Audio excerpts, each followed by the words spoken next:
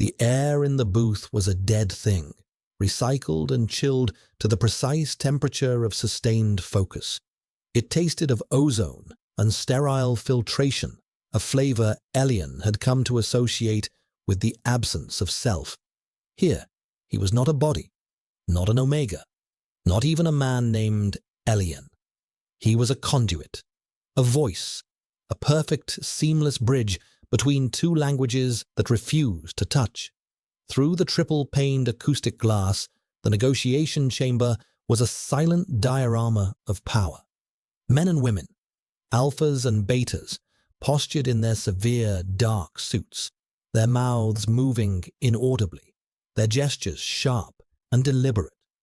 On the polished obsidian table, a single beam of synthesized sunlight caught the edge of a water carafe, fracturing into a cold, brief rainbow. Elian's world was the sound piped directly into his ears, the low, measured cadence of Ambassador Kalen of the Vardan hegemony. Kalen's voice was like his presence, a low-pressure system, immense and unyielding, promising a storm that never broke. It was a voice that did not need to be raised to command a room or a world. Elian's own voice was a ghost, a perfect mimicry of Kalen's tone, inflection, and intent, stripped of its original resonance and rebuilt in the fluid syntax of the Federation's trade language. He spoke into the microphone, his words flowing out into the earpieces of the Federation delegates. In, out, a human algorithm.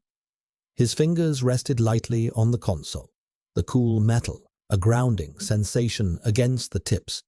He tracked the micro-expressions on the faces around the table, the subtle shift of a shoulder, the tightening of a jaw. He translated not just the words, but the silence between them, the weight of unspoken threats, the faint tremor of concession. He was good at this. It was a craft of erasure, and he had spent a lifetime perfecting the art of becoming invisible. Then the scent came.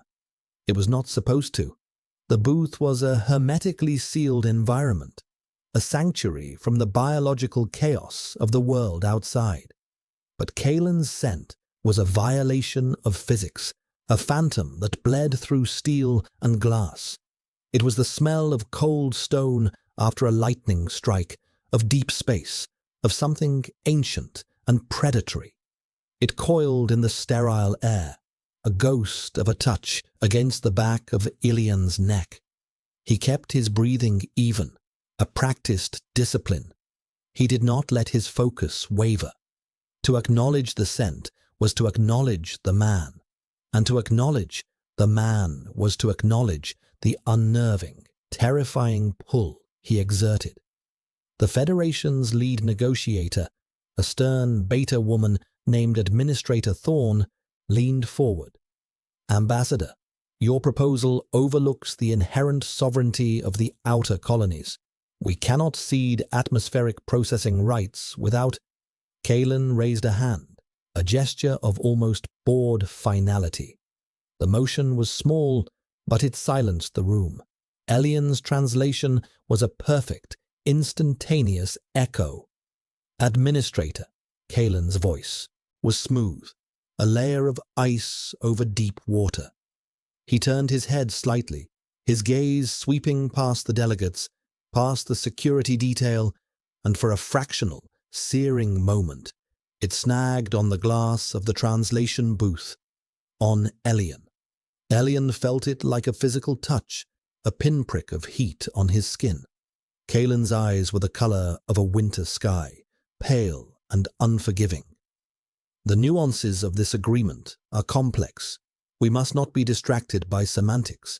My attaché will clarify the data points. He gestured vaguely toward a subordinate, but then a junior delegate from the Federation, a young, eager alpha trying to make his mark, looked toward the booth as well, his expression one of professional curiosity. He was likely wondering about the speed, the accuracy of the translation. It was a normal, harmless glance. But Kalen's attention snapped back to him, his posture shifting by a millimeter that screamed aggression. The scent in Elian's booth intensified, sharpened with a note of ozone, of imminent discharge. Thorn, sensing the sudden, inexplicable tension, cleared her throat.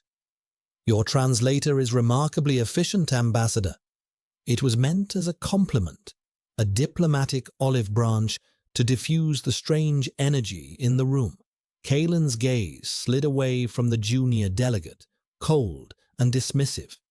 He looked at Thorn, but his words seemed aimed at the entire room, a public declaration meant to put something, or someone, back in its place. He is an instrument, a tool, nothing more. You complement the quality of the microphone, not the air that passes through it. He is just a translator. The words landed in Elian's ears, and he translated them without a flicker of emotion. His own voice, a calm, detached vessel for his own diminishment. He was an instrument, a tool, the air that passes through a microphone. The clinical precision of the insult was more cutting than any vulgarity. It was a branding, a categorization. It defined him, contained him, and dismissed him in a single, elegant phrase. He felt a familiar, hollow ache behind his sternum, the ghost of an old wound. This was the bargain he had made with the world. To be valued for his utility, he had to accept his own objectification. He was not a person in this room. He was a function. But then, through his audio feed, beneath the polished, dismissive words meant for the room, he heard another sound. It was not meant for anyone else. It was a sound so low, so primal, it was more a vibration than a noise. It bypassed the ear and resonated directly in the bones of his skull. A growl, a deep, guttural rumble of possessive warning aimed at the young alpha delegate who had dared to look at him for a second too long. The sound was a complete contradiction to the words Kalen had just spoken. One declared him an object, the other declared him a territory. One erased him, the other claimed him. In the sterile silence of his booth, surrounded by the machinery of communication, Elian felt a tremor of pure, unadulterated fear. The alpha said he was nothing, but his instincts, raw and untamed, said Elian was his. And Elian did not know which was more dangerous. He was not an instrument. He was not a tool. He was the fault line between a man's control and his nature, and the ground was beginning to shake.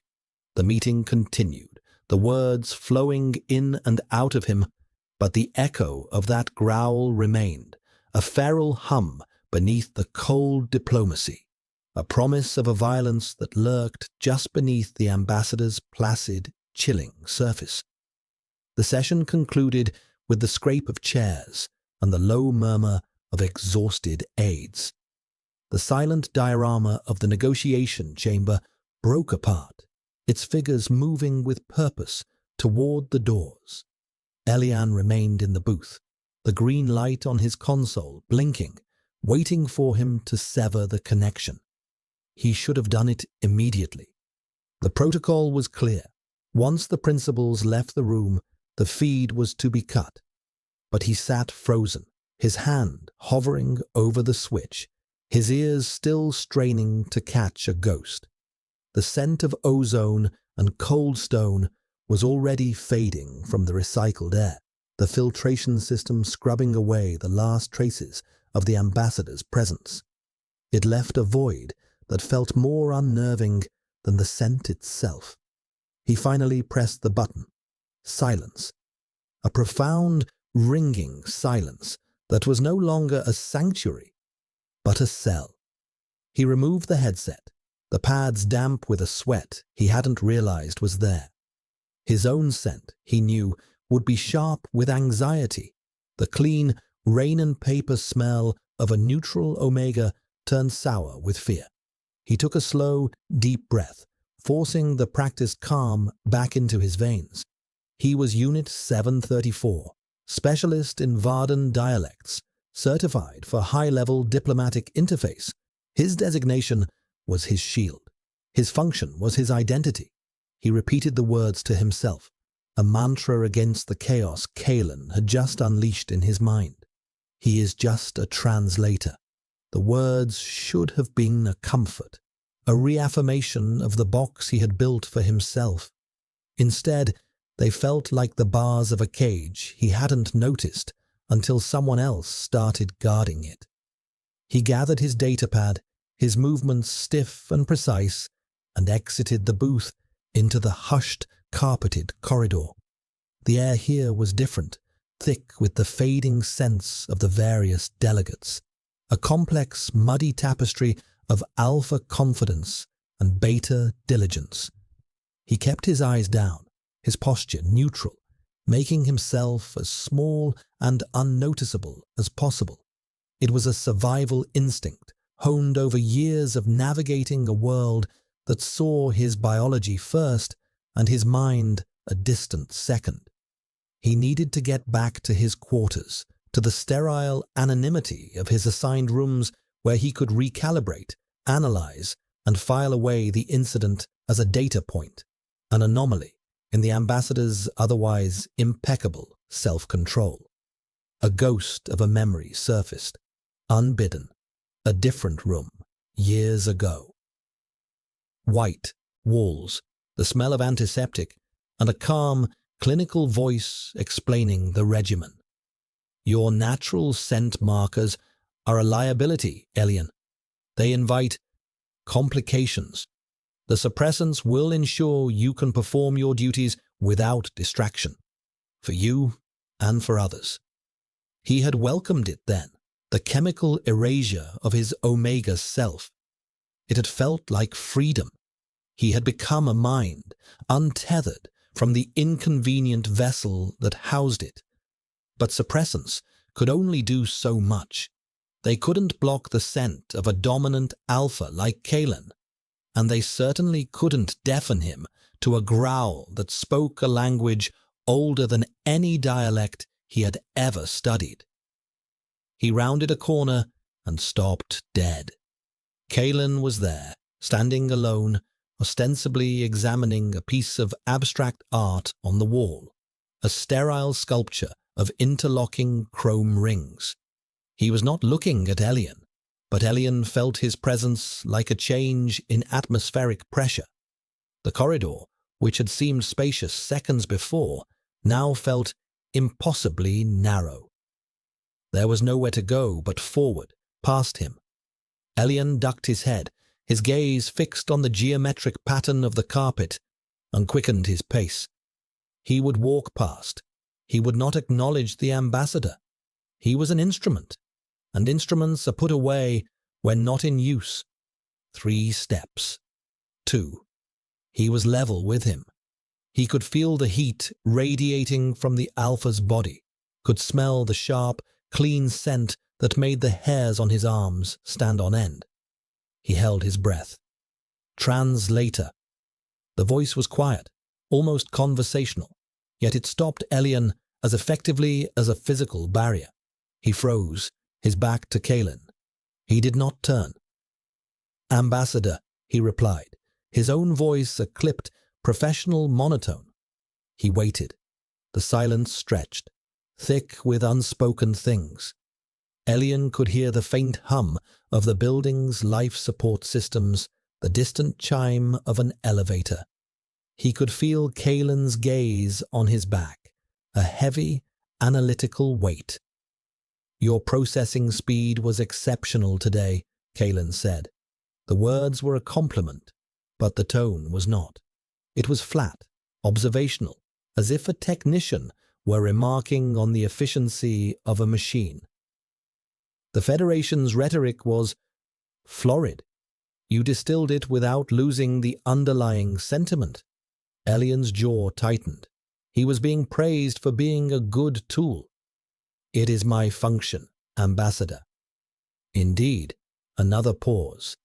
Elian risked a glance at Kalen's reflection in the polished chrome of the sculpture. The image was distorted, warped, but he could see the severe lines of the ambassador's face, the unblinking stillness of his posture. He was a man carved from ice. "The junior delegate," Kalen continued, his voice dropping even lower. "Mr. Harris, he is new to this post." Elian said nothing. This was not his concern. He was a translator. "He seems ambitious," Kalen mused, the word tasting like a threat. Ambition in the young can be a synonym for carelessness. The conversation was a minefield. Elian knew he was being tested, but he didn't understand the nature of the test. He finally turned slowly to face the ambassador, keeping a respectful distance. He met Kalen's pale, winter sky eyes. "I have no opinion on the Federation's delegates, Ambassador." A flicker of something, annoyance, satisfaction, crossed Kalen's face. It was there and gone in an instant. "No," he said softly. "You wouldn't."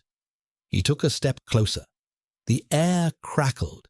The scent of ozone intensified, and Elian had to fight the instinct to flinch, to retreat. Kalen's gaze dropped from his eyes to his throat, to the pulse that beat there, a frantic, terrified bird trapped in a cage of flesh. "Ensure you are rested for tomorrow's session," Kalen commanded. "It will be demanding." It was a dismissal, a simple instruction from a superior to a subordinate. But the way he said it, the way his eyes lingered on Elian's throat, felt like a brand. It felt like the growl given form. Without another word, Kalen turned and walked away, his footsteps silent on the thick carpet. Elian stood there, unable to move, his heart hammering against his ribs. The corridor once again felt vast and empty. He brought a hand up to his own throat, his fingers trembling. He was an instrument. He was a tool. He was an asset to be maintained for optimal performance. He was not an object of interest. He was not a territory to be guarded. The ambassador's words and the ambassador's actions were two separate, warring realities, and Elian was trapped between them. The clinical voice from his past echoed in his mind again. Complications. This was more than a complication. This was a paradox, a knot of contradictions that threatened to unravel the fragile peace he had built for himself. The hegemony's ambassador saw him as a machine, but the alpha saw him as something to be claimed. And as he finally forced his legs to move, to carry him down the empty hall toward the solitude of his room, Elian understood that the true danger wasn't in the dismissal, but in the growl that had followed it. It was the sound of a carefully constructed cage beginning to break. The next session began with a suffocating, artificial cordiality. The air was thick with the scent of coffee and polite, meaningless inquiries about accommodations and local weather. Elian sat in his glass box, a silent observer to the pantomime of diplomacy.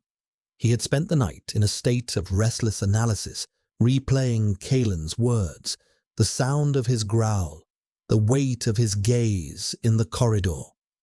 He had tried to categorize the alpha's behavior, to fit it into a logical framework of political strategy. Perhaps it was a tactic, a way to unsettle the Federation delegation by creating an atmosphere of unpredictable tension.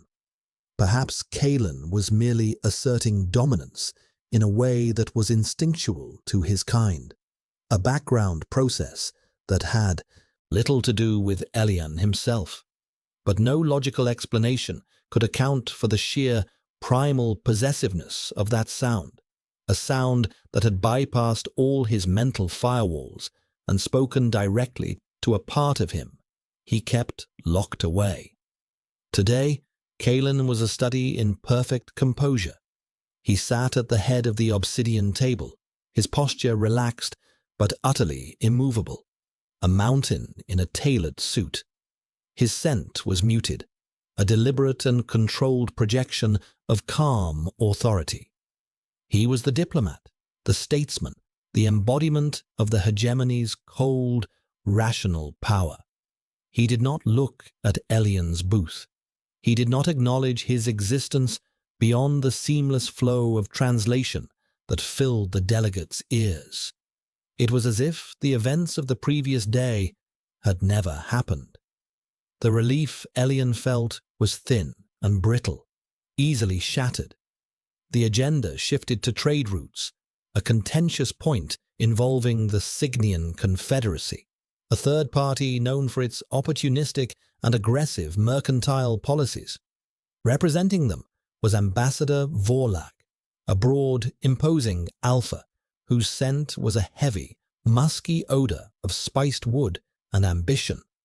Vorlag had a reputation for being a predator at the negotiation table, using charm and intimidation in equal measure.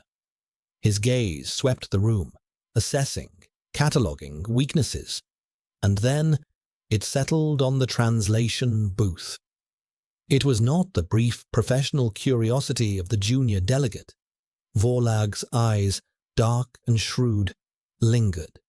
He smiled, a slow, deliberate expression that did not reach his eyes, and spoke in the Signian trade pidgin, a language not on the official roster for the day's talks. "A remarkable system," Vorlag said, his voice a low purr, gesturing toward Elian's booth. "To have such flawless real-time translation, the Federation's technology is impressive. Or is it the operator?" Elian's training took over. Though unexpected, the language was in his active matrix.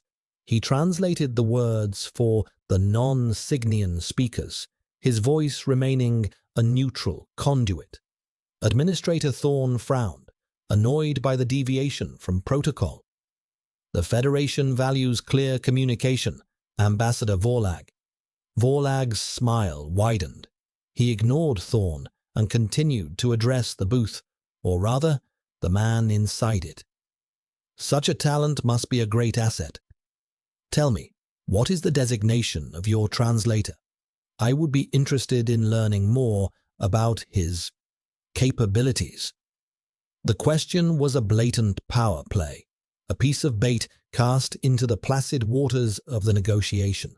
Vorlag was testing the room, probing for a reaction. Specifically, he was probing Kalen. Elian felt a cold dread wash over him. He was being turned into a focal point, a pawn in a game he didn't understand. He kept his eyes on his console, his expression impassive, but his heart began to pound, a frantic, trapped rhythm against his ribs. Across the table, Kalen had not moved, not a single muscle. But the atmosphere in the room changed instantly. The temperature seemed to drop by several degrees. The controlled, neutral scent Kalen had been projecting vanished, replaced by the sharp, electric smell of ozone. It was a scent that promised violence, a warning sign as clear as a bared fang. Elian could feel it even through the filtration system, a prickling on his skin, a tightness in his chest. Kalen's pale eyes were fixed on Vorlag, and they were utterly devoid of warmth, of life. They were chips of ice.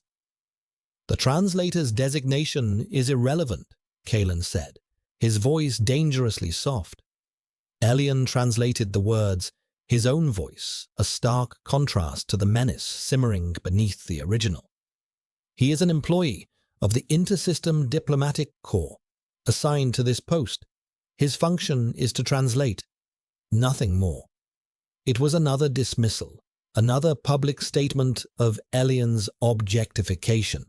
But this time, it felt different. It was not a casual remark. It was a shield, a wall of ice being erected around Elian, a declaration that this particular instrument was off limits. Vorlag chuckled, a low, rumbling sound. He was enjoying this. Of course, Ambassador Kalen, forgive my professional curiosity. One must always admire a finely crafted tool. The word tool was a deliberate echo of Kalen's own dismissal from the day before, a barb meant to mock and provoke. Vorlag leaned back in his chair, the picture of satisfaction. He had found a weakness.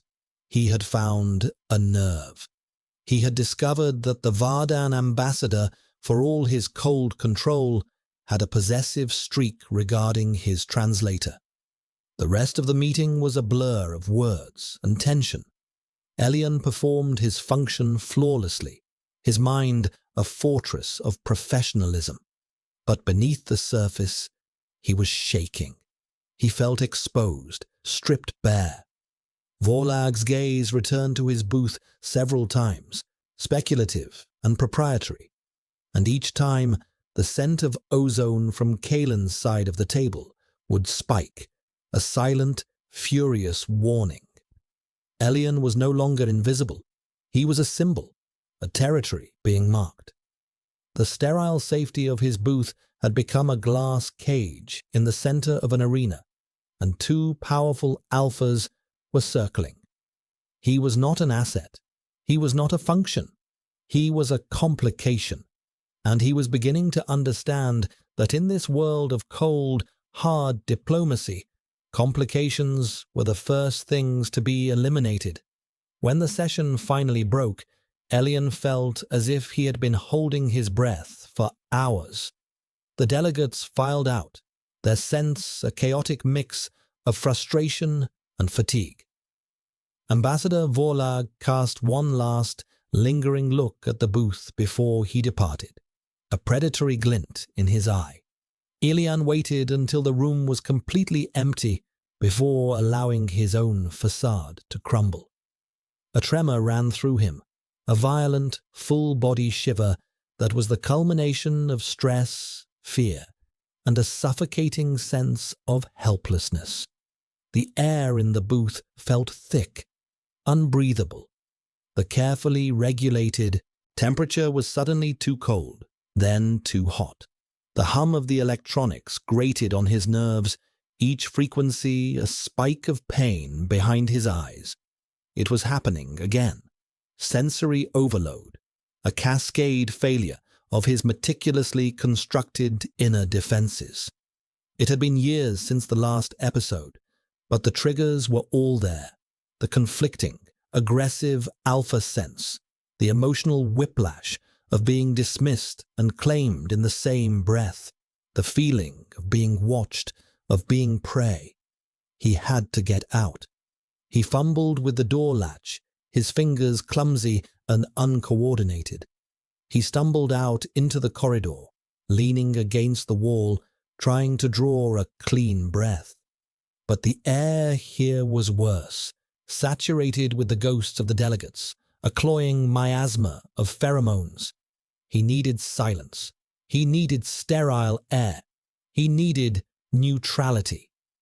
He pushed himself off the wall and moved, his steps unsteady, down a service corridor he knew led to a series of small, unused antechambers. He found one, the door unlocked, and slipped inside, plunging the room into darkness as he shut the door behind him. The room was small, empty, save for a few stacked chairs, and it smelled of nothing but dust and disuse. It was perfect. He slid down the wall until he was sitting on the floor, pulling his knees to his chest and burying his face in his arms. He focused on the simple, physical sensations, the rough texture of his trousers, the cool metal of the door against his back, the rhythm of his own frantic heartbeat. Breathe in, hold, breathe out, the mantra of his conditioning. Control the body, control the mind. But the sense lingered in his memory. Kalen's cold ozone and Vorlag's heavy spice, battling for dominance in his panicked thoughts. They were tearing him apart. He didn't know how long he sat there, lost in the storm of his own senses. It could have been minutes or an hour. He was startled back to awareness by a sound from the corridor, a single, soft footstep. Then, silence. He held his breath, every nerve ending screaming. A security patrol, an aide looking for something. The scent reached him first, seeping under the door. It was faint, but unmistakable. Cold stone after a lightning strike. Kalen. Elian's blood ran cold. He was trapped. He pressed himself further into the corner, trying to will himself invisible, trying to smother his own terrified scent. The door handle turned, slowly, silently. The door swung inward, casting a long rectangle of pale corridor light into the darkness.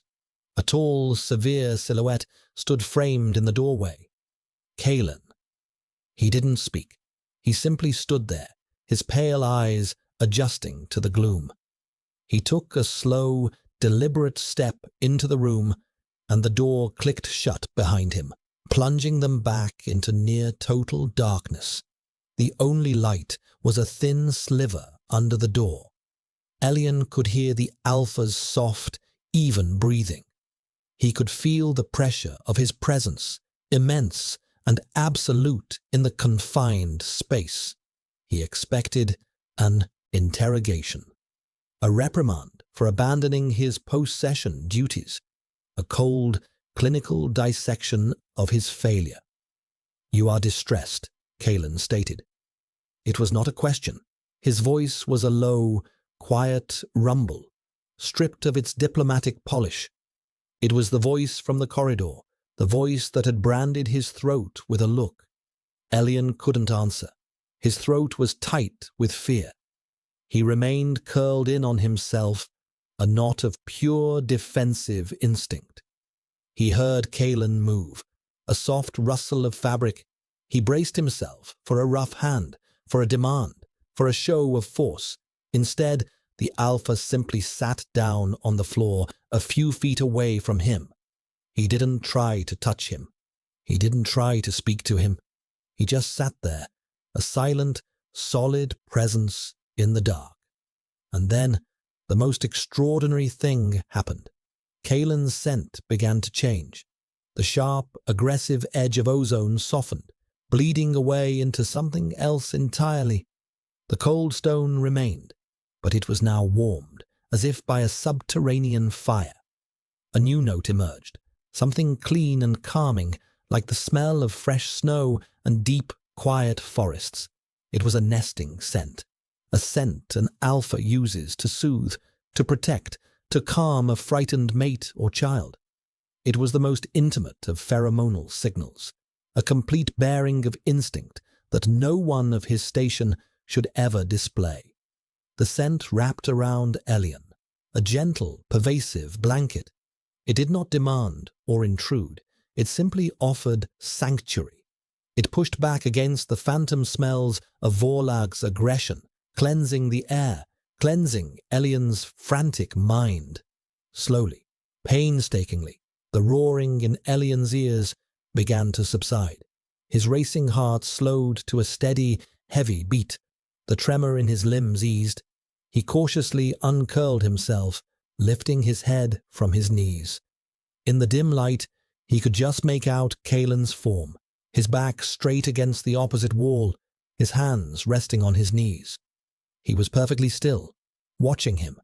His face was a mask of shadows, unreadable. "Why?"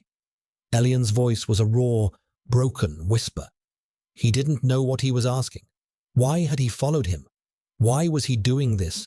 Why did he say one thing and do another? Kalen was silent for a long moment. The calming scent never wavered. "Vorlag is a scavenger," he said finally, his voice a low vibration in the small room. "He senses weakness. He mistook your skill for vulnerability. An error of judgment," he paused. "My error, for allowing him the opportunity." Elian stared at him, his mind struggling to process the words. "My error." It was the closest thing to an apology, to an admission of responsibility he could imagine from this man. It was a crack in the icy facade. "You said I was an instrument," Alien whispered, the words tasting like ash. "Instruments do not require this." "Instruments must be maintained in optimal condition," Kalen replied, the clinical tone returning. But it felt forced now, a hollow echo of his public persona. "Your sensory acuity is your primary function." It was compromised. He was still trying to frame it in logic, to put it back in the box of asset management. But the scent filling the room told a different story. It was a story of pure, unadulterated instinct. An instinct to protect, to soothe, to claim. He was not maintaining a tool. He was shielding something precious. They sat in the quiet dark, surrounded by a scent that spoke a truth neither of them dared to acknowledge. Elian was terrified. But for the first time since this ordeal began, it was not a fear of Kalen's anger or his power. It was a fear of the impossible tenderness he was being shown, a tenderness that threatened to breach defenses far older and deeper than the ones that had just failed him. Kalen sat in the darkness, a sentinel in a bespoke suit, and catalogued his own failings. The primary failure was a loss of control, a sin of the highest order in the Vardan hegemony. Control was the bedrock of their society, the principle upon which their empire was built. Alphas of his standing did not growl in negotiation chambers. They did not allow their scent to betray their thoughts. And they certainly did not follow distressed Omega subordinates into dusty antechambers to emit calming pheromones like some kind of primitive beast. He was Ambassador Kalen, scion of the House of Var, architect of the Treaty of Ceres. He was not a brute ruled by his biology, yet here he sat, his instincts overriding years of brutal, relentless conditioning. He watched the translator, Elian, slowly uncurl from his defensive posture.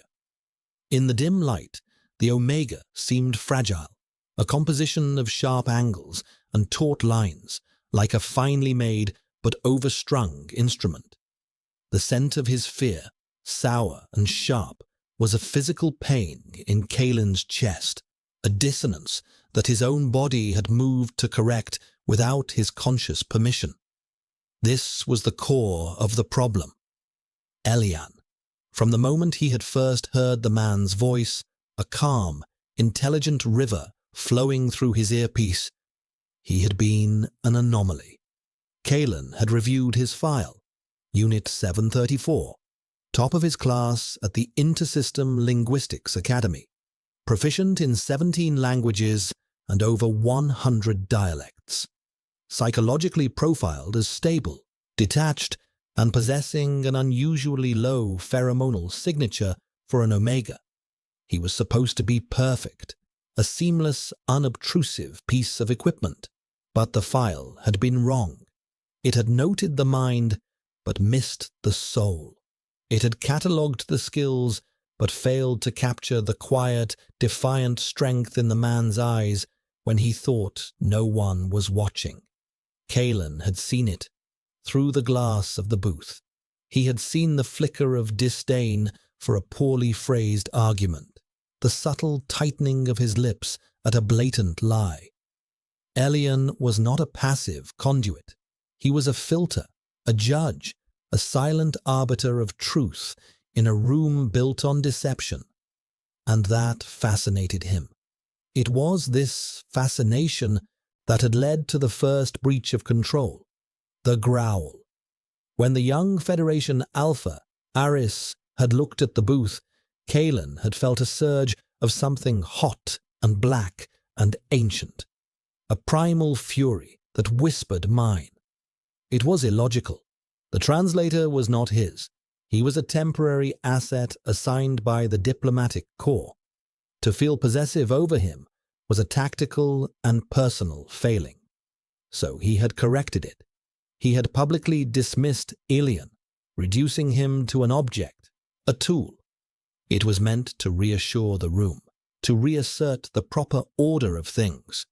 But more than that, it was meant to reassure himself, to cage the beast that had stirred within him. It had not worked.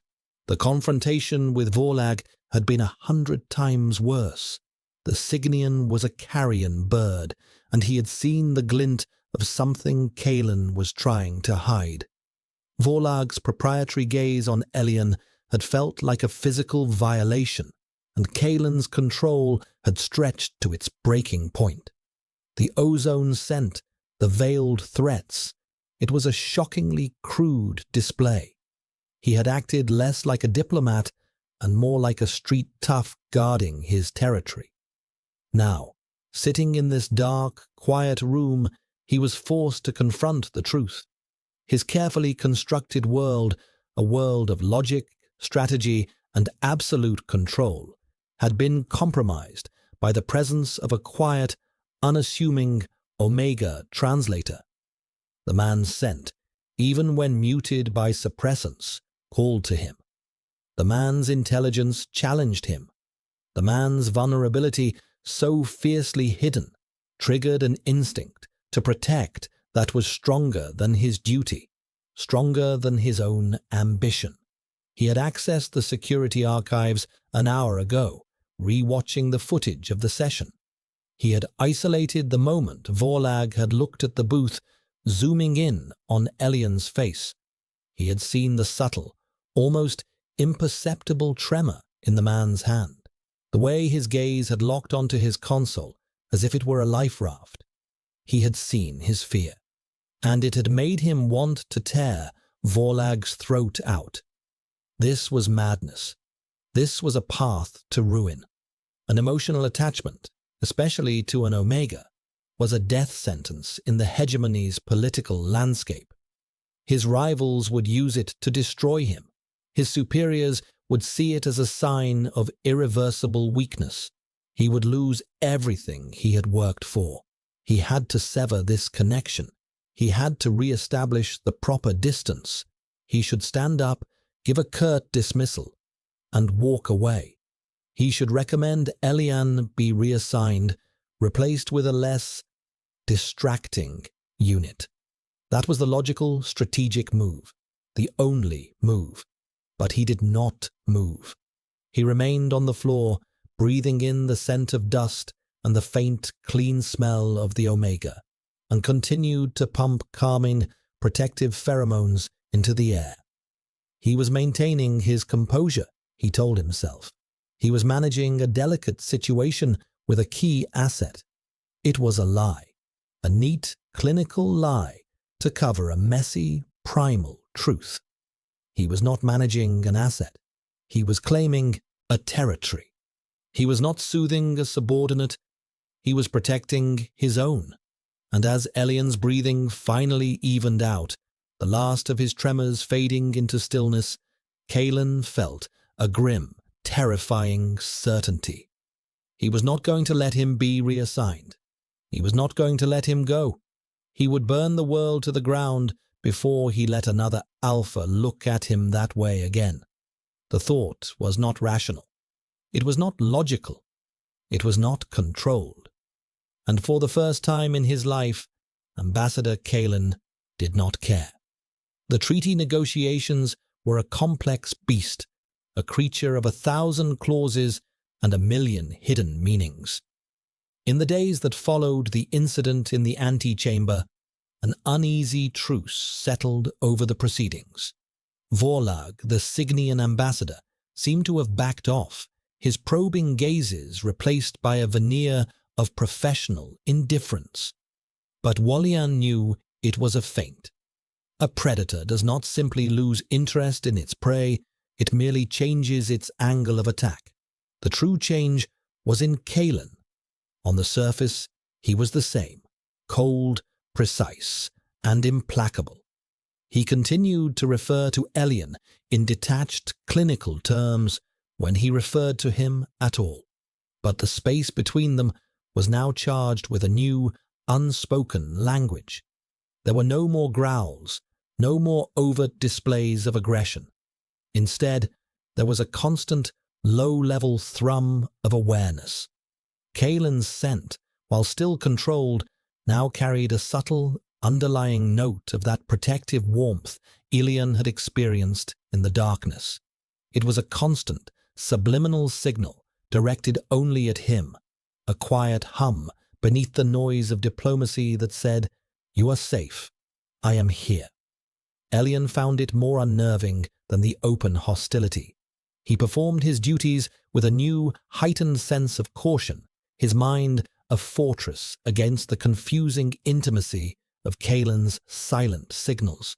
He was walking a tightrope, and the chasm below was filled with emotions and instincts he had spent his entire life learning to suppress. As part of the treaty's cultural exchange protocols, a standard, usually meaningless addition to such agreements, Ilian was tasked with a secondary project, translating a selection of ancient Vardan poetry for the Federation's archives. It was meant to be a gesture of goodwill, a sharing of heritage. The files were delivered to his terminal, a collection of dense, archaic texts written in a high court dialect that had been dead for centuries. For Elian, it was a welcome respite from the tension of the negotiation chamber. Here, in the silent, logical world of syntax and semantics, he felt at home. The poetry was stark and beautiful, filled with imagery of frozen landscapes, distant stars, and the unyielding Vardan obsession with order and fate. He worked late into the nights, losing himself in the intricate patterns of the language, the rhythmic cadence of the verse. It was on the third night of this work that he began to notice the anomalies. They were small things at first, easily dismissed as scribal errors or archaic grammatical quirks, a peculiar repetition of a specific syntactical structure, an unusual clustering of phonemes in certain stanzas, a preference for a particular metaphor, a shadowed moon that seemed statistically improbable. To anyone else, it would have been meaningless, but to Elian, whose mind saw language as a form of mathematics, it was a pattern, a deliberate, hidden pattern. His heart began to beat a little faster. This was not poetry. This was a cipher. He abandoned the literal translation and began to work on the structure itself, treating the grammatical choices as variables in an equation. He cross-referenced the recurring phonemes with Vardan numeric systems. He mapped the stanza breaks against stellar charts mentioned in the treaty's appendices. The work was painstaking, obsessive. He barely slept, fueled by nutrient paste and a growing sense of dread.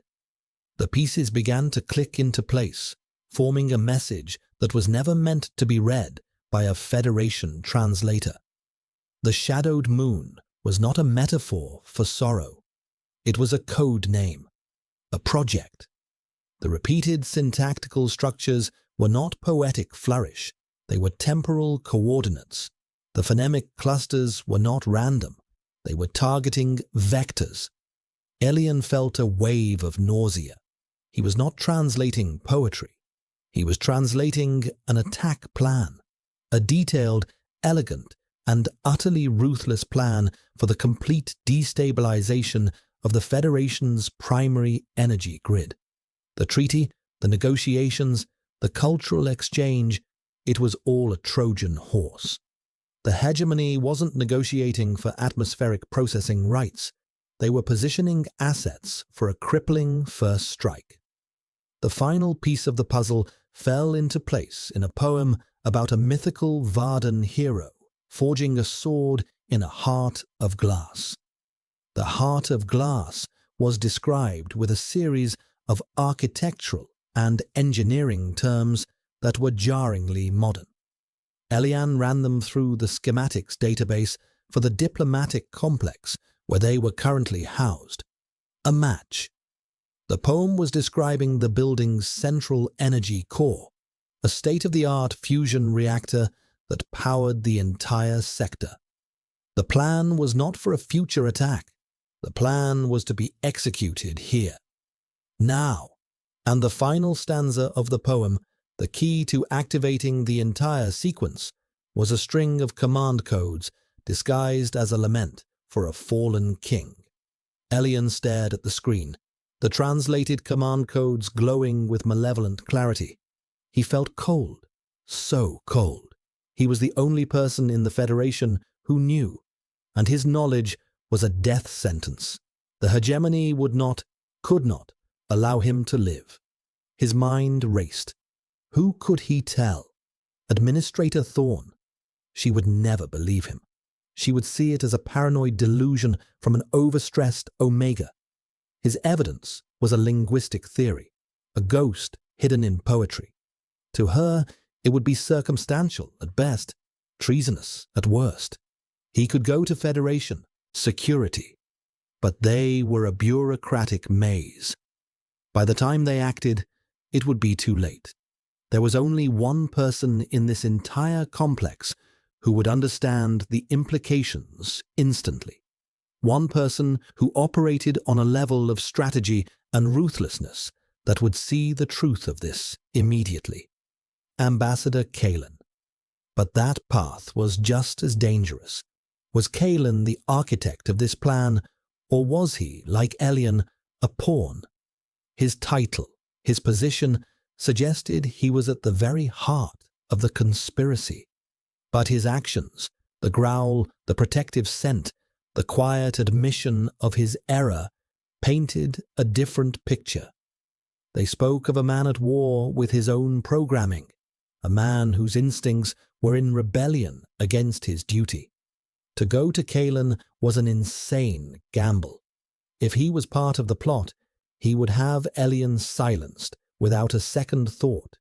If he wasn't, confronting him with this information would force him to choose between his loyalty to the hegemony and whatever Elian was to him. It would force the storm to break. Elian looked at his reflection in the dark screen of the monitor. He saw a pale, tired face, eyes wide with a terror that was no longer just for himself, but for the millions of lives that rested on his next move. The boy who had wanted to be invisible, to be a ghost in the machine, was now the only person standing in the way of a war. The choice was simple. He could run, try to disappear, and let events unfold as they were meant to. Or he could walk into the lion's den and show the lion that its own handlers were setting the forest on fire. He closed the file, the decoded message burning a hole in his datapad's encrypted memory. He stood up, his movements slow and deliberate. The fear was still there, a cold, hard knot in his stomach. But beneath it, something else was taking root. A cold, quiet anger. He had been called an instrument, a tool, a microphone. But a microphone can also be a weapon. It can amplify a whisper into a scream.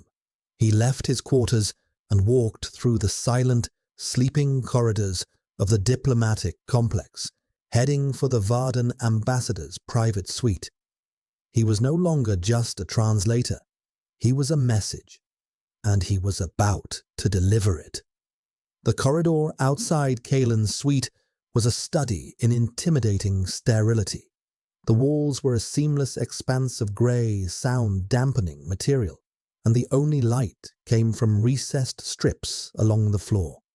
The air was filtered to a perfect, scentless neutrality, a void that seemed to suck the very life out of the atmosphere. 2 Varden guards, alphas built like monoliths, stood flanking the door. They wore the severe, high-collared uniforms of the hegemony's diplomatic guard, their faces impassive, their posture radiating a lethal stillness. They turned their heads in perfect unison as Elian approached, their eyes cold and dismissive. The ambassador is not to be disturbed, the one on the left said, his voice a low, flat baritone. He did not ask Elian's purpose. He simply stated a fact. Elian's status was clear. He was a subordinate, a functionary, and he had no right to be here. It is a matter of extreme urgency regarding the treaty negotiations, Elian said, his voice steady despite the frantic pounding of his heart. He held up his datapad. I have information for him that cannot wait until morning. The guard on the right almost smiled. It was a cold, cruel expression. The ambassador has aides to handle information. Give your report to them. This report is for the ambassador's eyes only, Elian insisted, his voice gaining a hard edge he didn't know he possessed.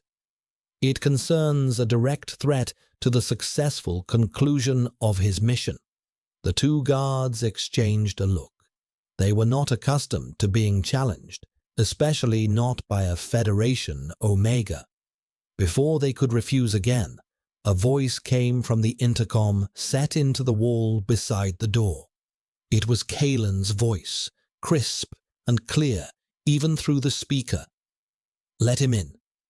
The guards straightened, their surprise visible for a fraction of a second before their professional masks slammed back into place. The one on the left pressed a panel, and the heavy door slid open with a near-silent hiss.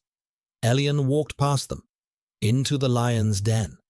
The suite was not opulent, but it was immense. The main room was a vast, minimalist space, with a floor-to-ceiling window that offered a breathtaking view of the city's glittering spires against the blackness of space. The furniture was sparse, elegant, and severe. Black leather, polished chrome, dark wood. It was a room designed for power, not comfort.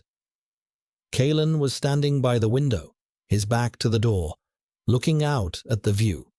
He was not in his uniform, but in simple black trousers and a soft grey shirt that did nothing to hide the powerful lines of his body. He did not turn around. This had better be worth interrupting my evening, Translator, he said, his voice calm, but with an underlying current of steel. The scent in the room was his own, undiluted and uncontrolled. It was the smell of cold stone and ozone, but also something deeper, more personal, the scent of a predator in its own lair. Elian's instincts screamed at him to retreat, to make himself small and unthreatening. He forced himself to stand his ground, to walk further into the room until he was standing in the center of the vast, empty space. What I have to say, Ambassador, is best said without an audience. He glanced meaningfully at the walls, which he knew would be equipped with surveillance. Kalen was silent for a moment. Then he touched a control panel on his wrist. A soft chime echoed through the room, and Elian felt a subtle pressure change in his ears as a localized acoustic dampening field activated. They were in a bubble of perfect privacy. Kalen turned slowly. His pale eyes were intense, analytical. He scanned Elian from head to toe, his expression unreadable. You have my undivided attention, he said. Speak. Elian took a breath. This was the moment of no return. The cultural exchange files, he began, his voice clear and precise. The Varden poetry. It's a cipher. He saw a flicker of something in Kalen's eyes. Not surprise. Something else. Recognition. The syntax, the phonemic clusters, the metaphors. They aren't arbitrary. They're a delivery system for a second layer of information. He held up his datapad, but did not move to give it to Kalen. The power dynamic had shifted. He was no longer a subordinate delivering a report. He was an independent agent with leverage. A detailed operational plan, Elian continued, his gaze locked with Kalen's. codenamed Shadowed Moon, a plan to use this diplomatic summit as cover to cripple the Federation's core energy grid. He let the words hang in the silent air between them. Kalen's face was a mask of stone. Not a single muscle twitched. But his scent betrayed him. A sharp, almost bitter note of something that might have been shock or fury cut through the calm. The final stage of the plan is to be initiated from this complex, Elian said, pressing his advantage. From the fusion core. The command codes are hidden in the final poem. I have them. He had laid all his cards on the table. He watched Kalen, waiting for the verdict. Would it be a swift, silent death? A cold, pragmatic denial? Kalen walked slowly toward him until he was standing only a few feet away. The sheer force of his presence was overwhelming.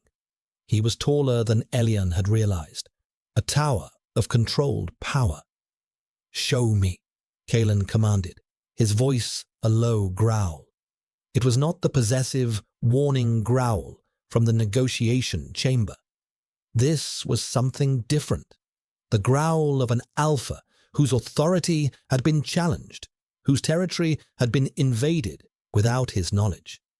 Elian held his ground. First, I need to know, are you the architect of this plan, Ambassador, or are you its instrument?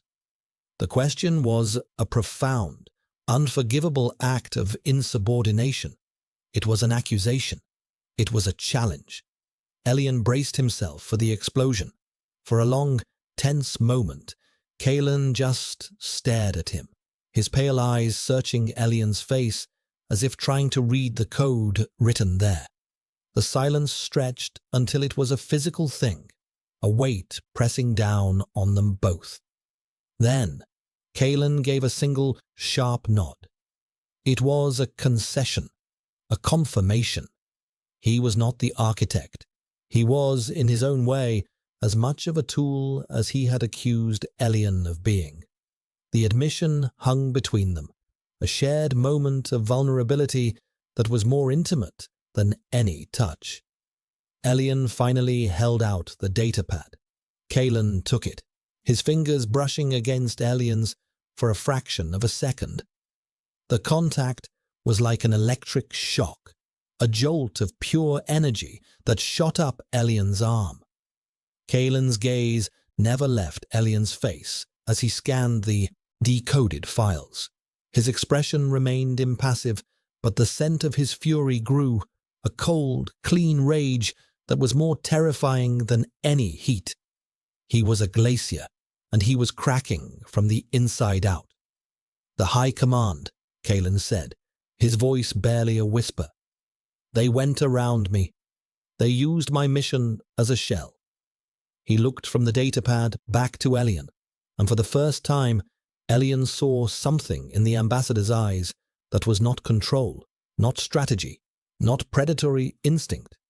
He saw a man betrayed, a man whose entire worldview, built on the principles of order and loyalty, had just been shattered. They would not have anticipated a translator with your analytical capabilities, Kalen said. You were a variable they could not account for. He looked at Elian, and the full, terrifying weight of their situation settled over them. They know you have these files. The moment you accessed the final poem, you would have triggered a silent alarm. They know you've cracked it. The implication was clear. Hegemony agents, loyal to the High Command, were already on their way, not just to execute the plan, but to eliminate the variable, to eliminate Elian. They will be coming for you, Kalen said, his voice dropping to a deadly quiet. And they will not be subtle. The bubble of privacy in the grand, silent room had become a trap, and the only other person in the trap with Elian was the one man whose motives, whose instincts, whose very nature he still could not fully comprehend. The lion was now his only shield against the hunters. The Grand Unity Gala was the glittering apex of the diplomatic summit, a mandatory spectacle of forced amity.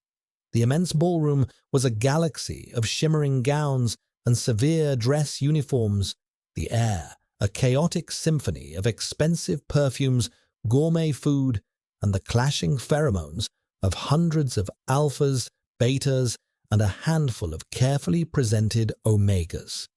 A string quartet played a serene, classical piece that was utterly at odds with the tension simmering beneath the surface. For Elian, it was sensory hell.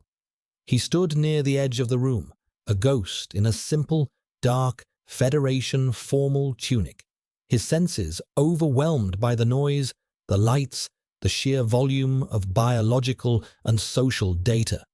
He was supposed to be invisible, a minor functionary observing from the sidelines, but tonight he felt like he was standing in the center of a spotlight, each glance from a stranger a potential threat, each shadow a hiding place for an assassin. Kalen was across the room, a pillar of icy calm in the hegemony's stark white dress uniform. He was deep in conversation with a group of ambassadors, his expression one of polite, detached interest. To anyone else, he was the picture of a diplomat at work. But Elian could feel the truth. He could feel the low, constant thrum of Kalen's controlled rage, a predatory stillness that promised violence. They had a plan, if it could be called that, a desperate, fragile strategy formulated in the tense silence of Kalen's suite. Kalen had explained that the agents sent to silence Elian would be from the Varden Intelligence Directorate, the Shadow Corps, answerable only to the High Command. They operated outside the normal chain of command, and they would see Kalen himself as a potential obstacle, if not an outright traitor, for harboring Elian. The gala was their chosen stage. Here, amid the chaos and the crowds, an accident could be easily arranged. A fall from a balcony, a sudden, untraceable poison, a quiet knife in a crowded corridor. Their goal was to get Elian out of the complex, to get the data on the datapad to a neutral third party who could expose the hegemony's plot without triggering an all-out war. Their only chance was to use the hegemony's own plan against them. "They will move when the keynote address begins," Kalen had said, his voice a low murmur as they stood by the window watching the city lights. "The lights will dim. Security's attention will be on the stage. That will be their moment." Their window of opportunity was the transition period, the few minutes of choreographed chaos as the guests moved from the reception area to the grand auditorium. In that confusion, Kalen would create a diversion. Elian's job was to make his way to a designated service exit on the far side of the ballroom, a vehicle arranged by the one person on Kalen's staff the ambassador still trusted, would be waiting. Elian felt a hand on his arm and flinched, his body tensing for an attack. He turned to see Administrator Thorne, her face a mask of polite concern. "Unit 734, she said, her voice crisp. "You seem unwell. Perhaps you should retire for the evening." Before Elian could answer, a smooth, deep voice cut in. "I quite agree. The translator looks pale." It was Ambassador Vorlag. The Signian Alpha materialized beside them, a predatory smile on his face. His heavy, spiced wood scent was an unwelcome intrusion. Such a delicate constitution. It must be difficult keeping up with the rigors of high-level diplomacy. His eyes glittered with malice. He knew something was wrong. He could smell Elian's fear, and it delighted him. Across the room, Kalen's head turned. His conversation stopped. His pale eyes locked onto Vorlag's hand, which was still resting possessively on Thorne's arm, but was far too close to Elian for comfort. The temperature around them seemed to drop. Vorlag felt the shift, and his smile widened. He was baiting the beast, enjoying the show. A chime echoed through the ballroom, soft but insistent. A synthesized voice announced that the keynote address would begin in 5 minutes in the main auditorium. This was it, the signal. "If you will excuse me, Administrator, Ambassador," Elian said, his voice tight. He pulled his arm away and began to move, melting into the tide of people flowing toward the auditorium doors. He kept his head down, weaving through the glittering crowd, his heart pounding a frantic rhythm against his ribs. He was a small fish swimming against a powerful current. He could feel eyes on him. He didn't know whose. He risked a glance back. Vorlag was watching him with undisguised curiosity. Thorn was frowning, puzzled by his abrupt departure. And Kalen was no longer visible. He had vanished into the throng. Elian pushed forward, his destination a set of unassuming double doors marked staff only, half hidden behind a large floral arrangement. He was almost there. 10 more feet. The main lights in the ballroom began to dim, replaced by softer, atmospheric lighting that cast long, dancing shadows. The crowd's chatter grew louder, more chaotic. 5 more feet. A figure stepped out from behind the floral display, blocking his path.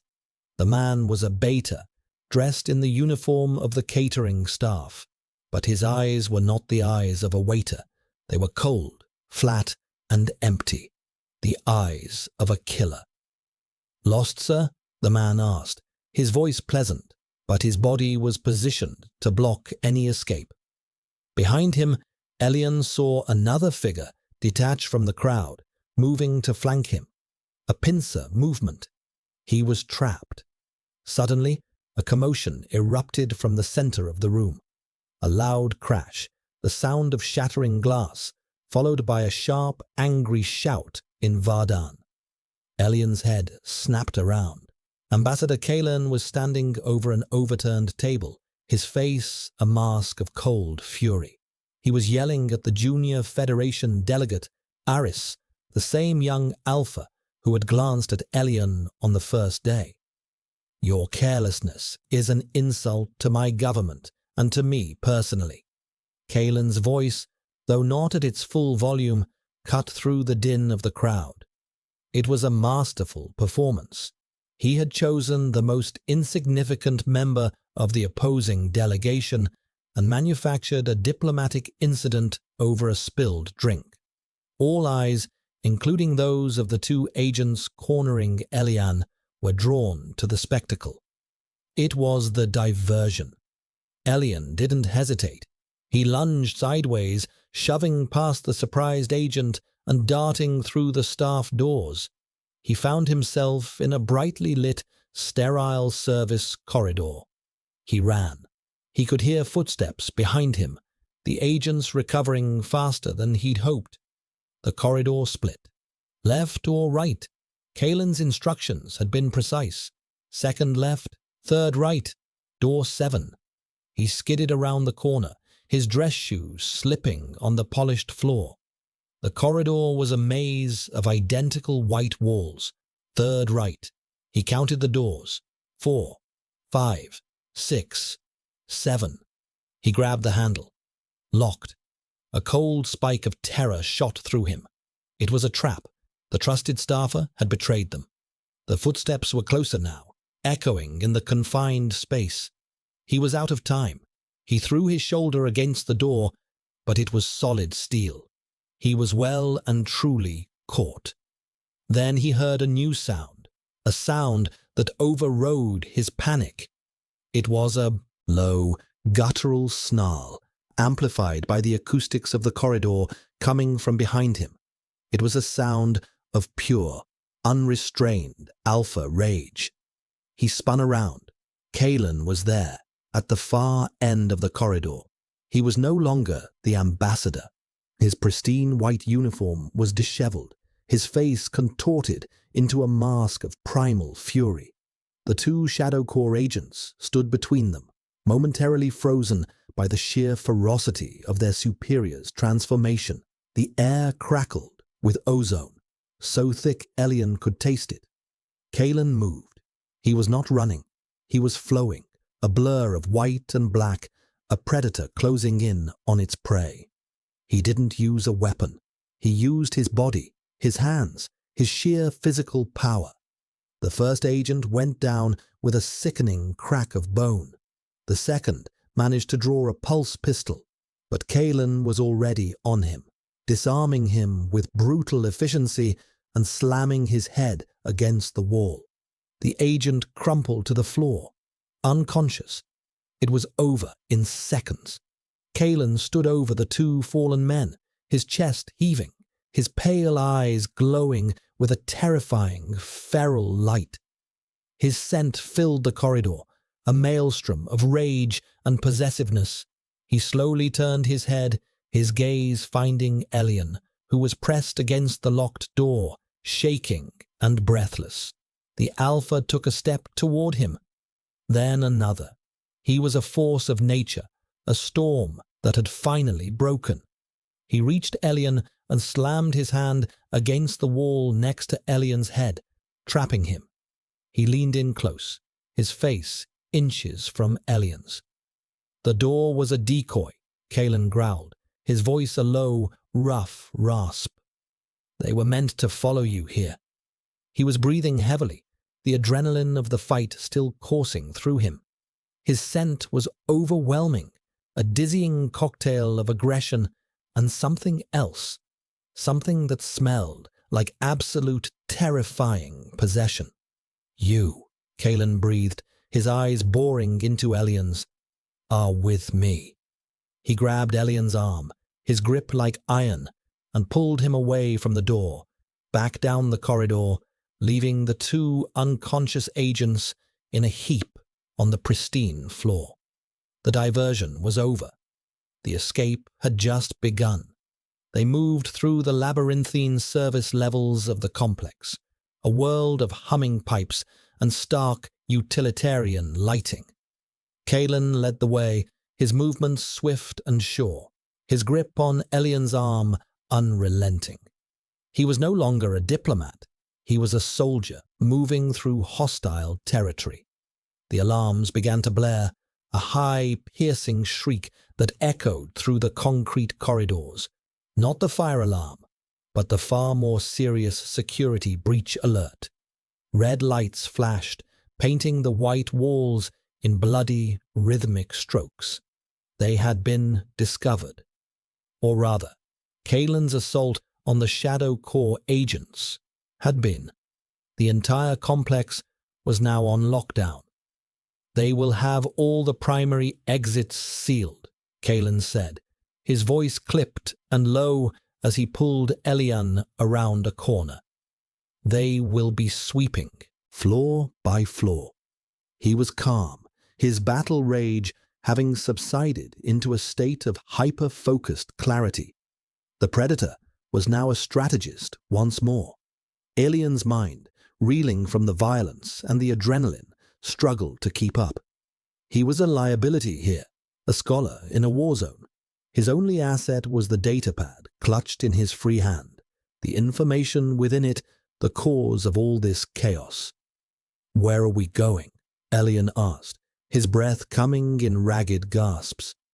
"The sub-levels," Kalen replied, without breaking stride. "The old transit tunnels. They are not on the modern schematics.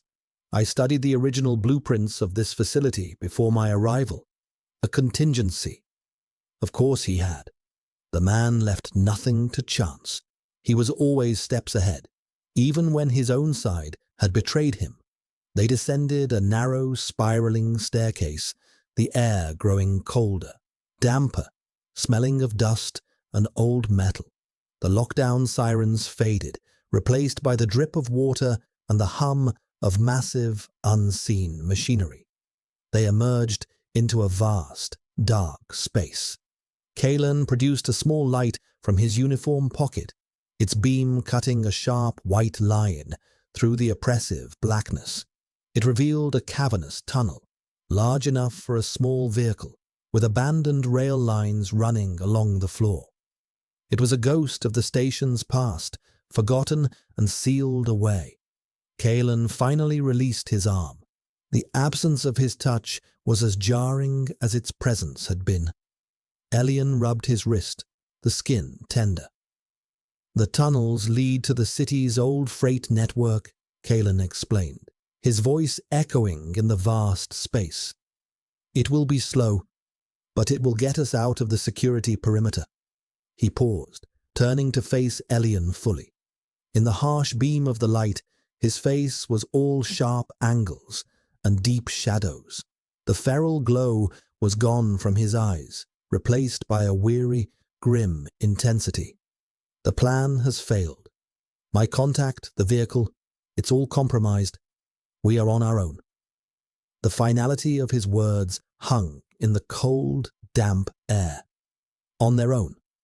A disgraced ambassador and a hunted translator, fugitives from one of the most powerful and ruthless governments in the known galaxy. "They will be hunting us," Elian stated, the reality of it settling in like a block of ice in his stomach. "The hegemony. The Federation will think I'm a traitor, that I defected with you." "Correct," Kalen said. "We have no allies, only this." He tapped the datapad still clutched in Elian's hand. "The truth, our only currency, and our only shield." They began to walk, their footsteps the only sound in the immense silence of the tunnel. They walked for what felt like hours, the darkness absolute beyond the small circle of Kalen's light. The adrenaline faded, leaving behind a profound, bone-deep exhaustion. Elian's mind, no longer occupied with immediate survival, began to process the night's events, the violence, the raw, untamed fury he had witnessed in Kalen. It should have terrified him. And it did. But it was a different kind of fear. It was the fear of witnessing a force of nature, unleashed, awesome, and terrible. He had seen the beast that lived inside the diplomat's cage, and that beast had torn apart their enemies to protect him. "Why?" Elian asked, his voice soft in the echoing dark. Kalen stopped, turning to him.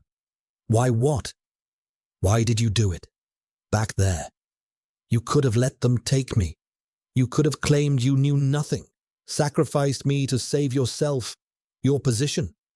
It was the logical move, the one Elian would have expected from the man who had called him a tool.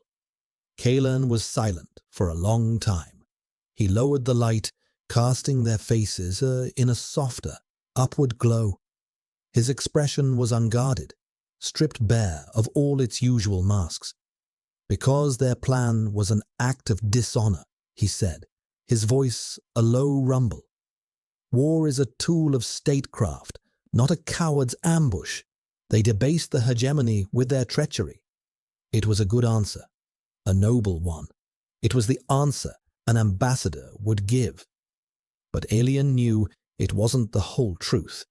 He had felt the truth in the scent of Kalen's rage, heard it in the possessive growl. "And?" Elian pressed, his gaze unwavering. Kalen's eyes searched his, a silent, intense communication passing between them. The air grew thick with unspoken things. "And," Kalen said, his voice dropping to a near whisper, the sound raw with an emotion Elian could not name. "They made an error in judgment. They attempted to destroy an asset that I had designated as mine." The admission was stark, clinical, and yet it was the most profound confession Elian had ever heard. It was not a declaration of love or affection. It was a statement of fact, a declaration of a primal, irreversible claim. He was Kalen's, not by law, not by choice, but by an instinct that had proven stronger than duty, loyalty, and self-preservation. Elian felt a strange, terrifying sense of peace settle over him. The world had been turned upside down. He was a fugitive, his life in ruins, his future a terrifying unknown. But in the cold, oppressive darkness of the tunnel, he was not alone. He was with the storm, and for the first time, he was not afraid of it. He was part of it. He nodded slowly. "All right," he said, his voice quiet but firm. "What's our next move?" Kalen's lips curved into the faintest hint of a smile. It transformed his severe face, making him look younger, less burdened.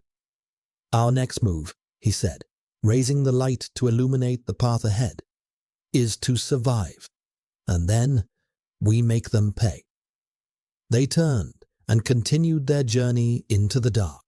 Two solitary figures against a galaxy that wanted them dead, bound together by a secret that could either save them or destroy them both.